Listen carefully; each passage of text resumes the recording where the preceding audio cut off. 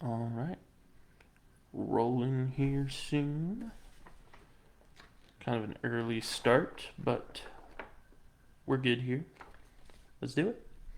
Hello. Welcome. Welcome to the Burn KC. I'm your host, Alex Blackburn. If you don't know me by now, well, get to know me. You know, kind of go check out the page. TheBurnKCSports.com. Blah. I can't even get my own website right today. TheBurnKCSportsTalk.com is what it's actually called. I apologize. I can't get my own website right today. It's been a long week. Took a week off last week to go to Denver, which was a great time. Had a lot of fun with the Kansas City Blues. We'll talk more on that later. Kind of a shorter show today. I've got still more to do tonight. I got a friend's birthday party and stuff like that to get to. So let's just go ahead and jump into it. We're first going to talk about this team here. Yeah, that team. The Royals. It's not looking good. I know that we had high hopes this preseason. We had hopes that Bobby Witt Jr. was going to be the next Fernando Tatis. I don't want to say that he doesn't still have time. He absolutely does. But overall, it really just hasn't looked good for the Royals offensively. Pitching's been all right. It's been inconsistent. Brad Keller looks like a world beater. But at the same time, Chris Bubich and Brady Singer just look like hot garbage, honestly. What can you do? It's small market baseball, right? No, not exactly. This was supposed to be a year where the Royals were supposed to turn it around after rebuilding. And by the looks of last year, I thought we were going to do it. I truly did. The bats were hot. The pitching was all right. It was serviceable. It wasn't anything spectacular for sure, but got us to break even, I guess, or break even. Excuse me. But a 3-9 stretch over 12 games against teams that are most certainly going to make the playoffs, it just doesn't look good for the Royals. And I think with these next couple of series, it's going to be the season-defining series, or the series of series. And we will see what the Royals are truly about. I think by this point you should know what changes you need to make in the lineup. I think that MJ Melendez needs to get more looks. I think maybe even Nick Brado needs to get brought up. And when it comes to guys like Salvi and Witt, we might have to make some tough decisions. Witt needs to be moved down in the batting order. He needs a break, and Salvi's got to get his bat back, frankly speaking. I think moving him back to catcher and not having him be DH is our key component here. I think MJ Melendez or one of the new guys could fill that DH role better than Salvador could in this current moment. Because, I mean, he's doing the best he can. He's trying to get home runs out there because he knows that we need them. But it's not enough.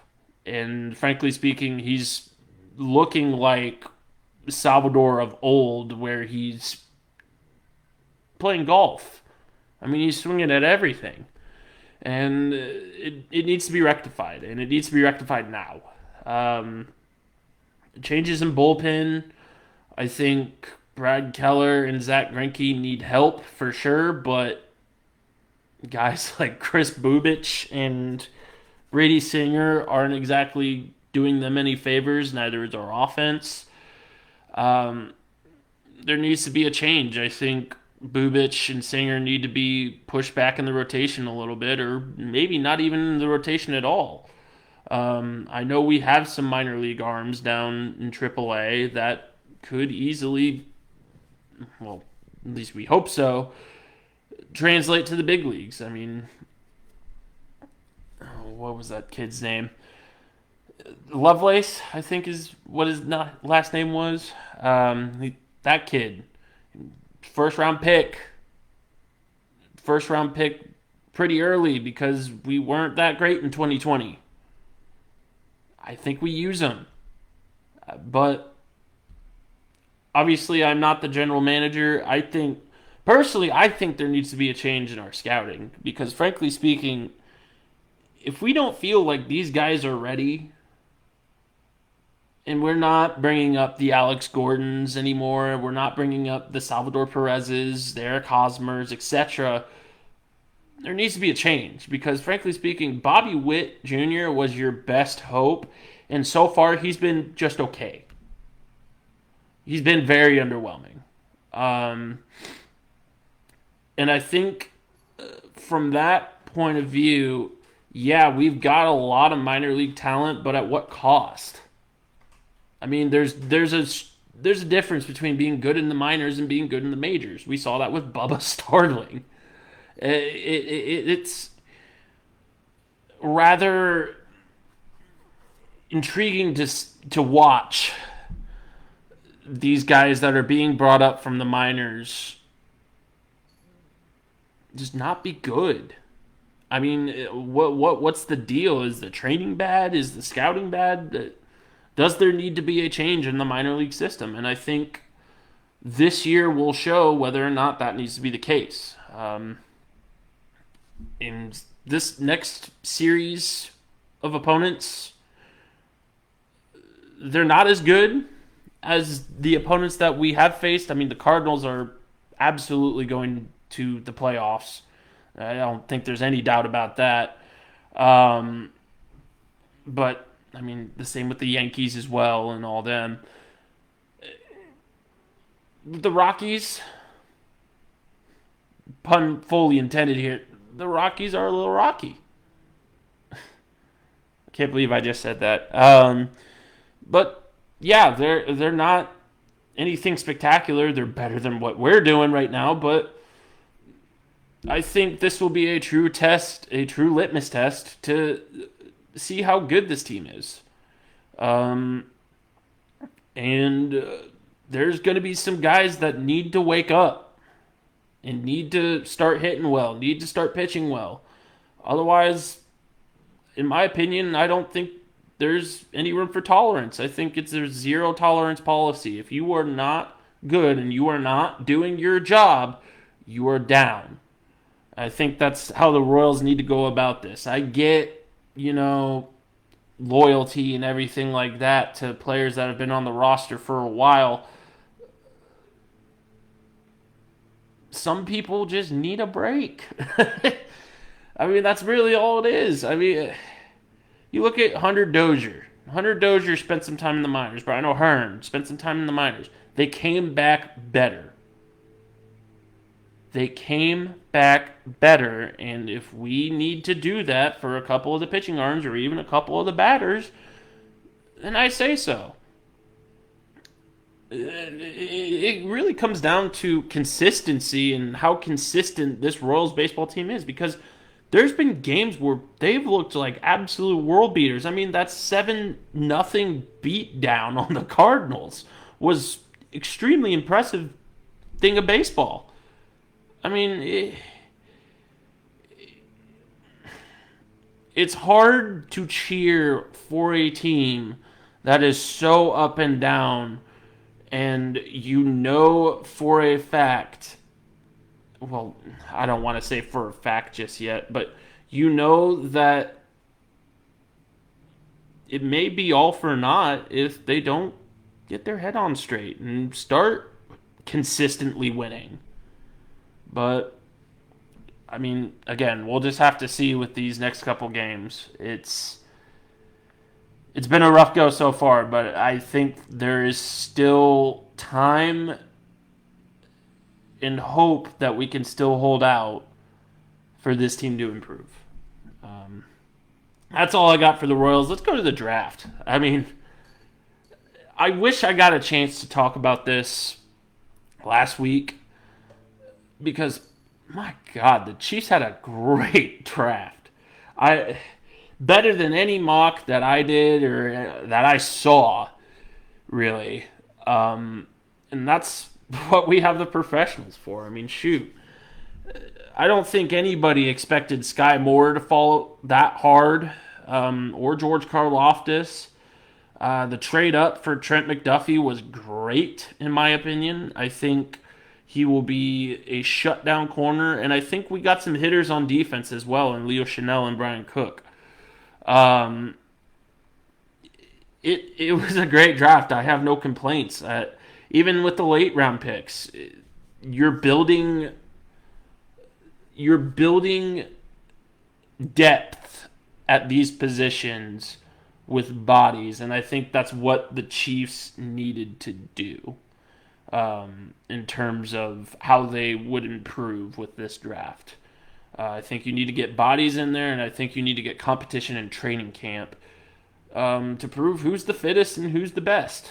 And with these later round picks, they have the ability to possibly get a roster spot or at the very least be successful on special teams. I mean, shoot, Kennard has a chance to start on the line with where's Lucas Niang? Seriously, I get it. We have holes at the inside guard as well, which Kennard can also play. But thankfully, offensive line is a position to where, yes, there are a few things. There is a bit of a learning curve, but overall, it's really just a big body protecting the quarterback. That's what it all comes down to. And Kennard is exactly that. His footwork needs some work, but I think he's definitely one of the more interesting picks of the Chiefs draft. I think the rest of them are pretty surefire. Kennard, I'm not saying he's not surefire, but he will need practice on his footwork.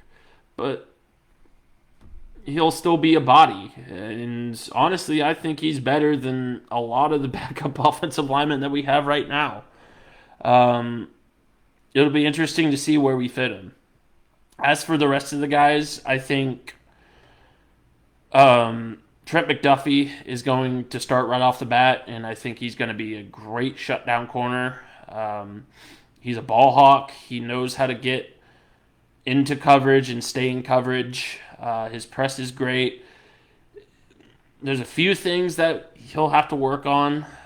Tackling is one. But there is a whole article that I wrote on these kids and their strengths and weaknesses. Overall, I think the Chiefs had a great draft. I think George Karlaftis was the defensive end that we needed. And he's going to be a great bull rusher. Again, a guy that needs to work on his footwork, but he's a big body that can run people over. And the way he worked, the top center in the draft, Tyler Linderbaum, I don't know if you've seen this video, but Seth Kaiser, one of the local journalists, shared a video of George Karlaftis just bullying Tyler Linderbaum. I mean, it's a sight. And I love that mentality when it comes to our defense. I think we needed more Tyrann Mathieu. Obviously without Tyrann because he's gone. But I think we needed more Tyrann Mathieu-minded individuals that were going to come in here and just punch someone in the mouth. And give me 1 second.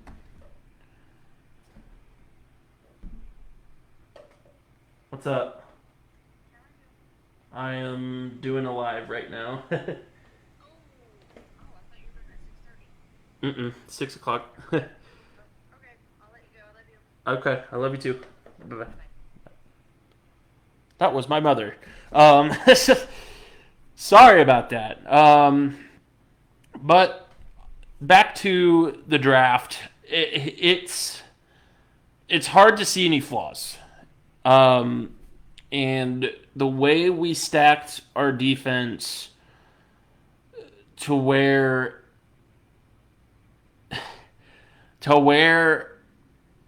we have just hot-blooded individuals that will come make a play is great. I think the days of Ben Neiman and Anthony Hitchens and Dan Sorensen are done.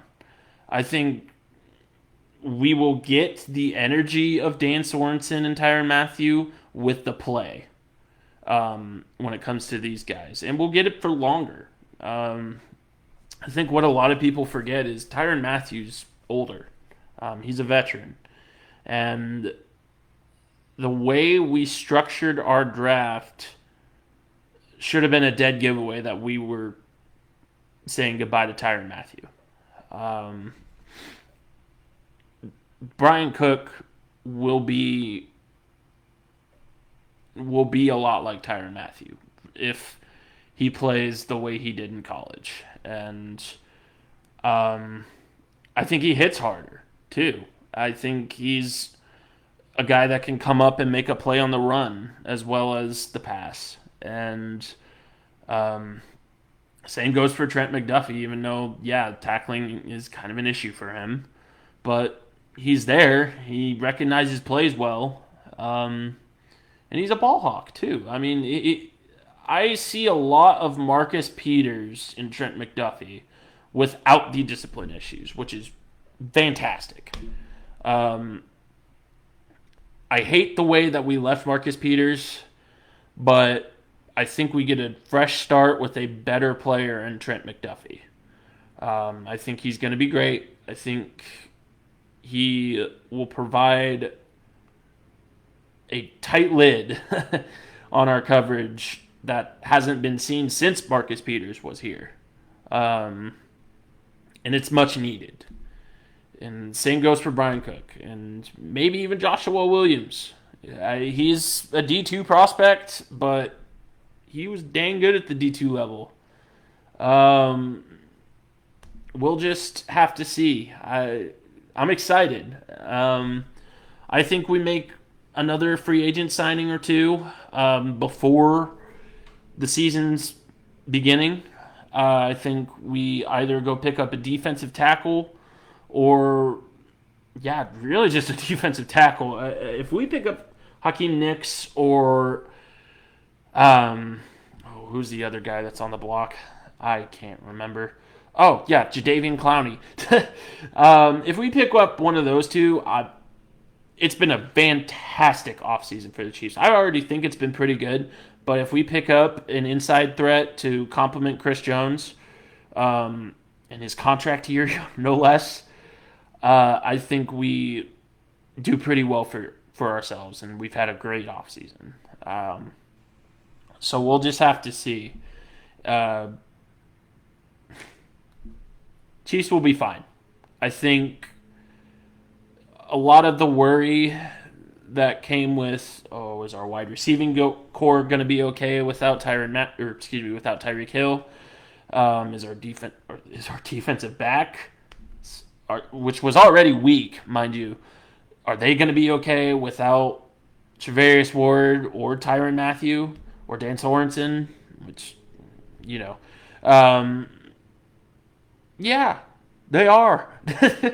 I think we've kind of deconsolidated the talent in a way to where we will be a more full team. We may not have like the all pros at every position, but in the NFL, that's not what you need. I mean, you look at the Bengals and how successful they were making it all the way to the Super Bowl. And I know they lost to a so-called super team in the Rams, but they were nothing to gawk at. Jamar Chase was pretty good. Joe Burrow was pretty good. The rest of the guys, though, I mean, shoot, can you name them? as someone that doesn't pay close attention to the Bengals? Can you name them? I can name Trey Hendrickson and Eli Apple, and the only reason I can name Eli Apple is because of how much he got roasted over an open fire on Twitter. So, my point being is this: the Chiefs don't need top end talent. It's nice, don't get me wrong, but they don't need top end talent to win Super Bowls. They need a team centered around our quarterback and a team that is going to back up Patrick Mahomes. And I think that's what Brett Veach has recognized, and I think that's what everybody in the Chiefs organization has recognized at this point. And the way we drafted, I think we will be just fine. Fret not, Chiefs Kingdom. Fret not. But yeah, that's all I got for the Chiefs right now. Moving on to rugby. KU unfortunately lost to Fresno State this past weekend. It was a tight game all the way down to the final possession, where KU was threatening inside their own 5. Inside Fresno State's 5. It truly... It was heart-wrenching to watch. I was on the van ride back to the hotel after we got done playing, and I kept waiting for that try, man, and it just never came, and it just tore your gut out. But, I mean, major props to that program. They worked their tails off the entire season and have made a very proud alumni base and a very proud fan base. KJRC has, and I'm excited to see how they'll fare next week. Can you tell it's been a long day? How they'll fare next season. I think they got a lot of returning talent that will be really good, and Andy Stewart's a great coach. Always has been. Shout out to Andy Stewart, man. Great guy, Aussie, and knows how to coach some footy. As for Kansas City Blues, 7th season is almost starting. If you are an athlete, go out and see what it's all about. I think you'll have a good time, and we're all buddies, and it's gonna be a fun 7th season. Had our spring finale with Denver. Fortunately, we couldn't pull out a win. Denver's a good squad. Had some stuff that didn't go our way, and didn't put much of a damper on the trip, though. It was still a real fun trip, and I think that's what's most important about rugby is the fun you'll have if you're any type of athlete. Rugby's for everybody, and just come out and see it sometime. I know I reiterate that every podcast, but it's a great time, whether you're a fan or a player. Moving away from rugby, just not much in college sports, not much in SKC news. So, frankly speaking, I don't really have a whole lot else to talk about. Happy Mother's Day, everybody. Just make sure to tell your mom you love them. Get her some gifts, some flowers, new car, even. Who knows? I'm not sure of your financial situation, but maybe you can just pull a new car out of your butt. I sure can't. But if you can spare the car, give it to Ma. Come on. That's basically our show, though. I know it was a little short, but unfortunately, I got friend's birthday party I got to get to. Gonna be a great time tonight. I'm gonna have a good weekend. I'm off all weekend, so should be great. Again, happy Mother's Day to all the moms out there. Mom, I love you. Thanks for the call, even though we couldn't talk for that long. Grandma, I love you too, as always. And I'll see you Sunday. And to the gentle folks out there, I will see you next Friday. Should go on same as said, same as scheduled, and we'll have a lot to talk about. I think I'm going to jump in a little to some audience engagement for sure this coming week. I'd love to hear your thoughts and love to see if I could get maybe an interview or something. Just hit me up on all my socials. The Burn KC.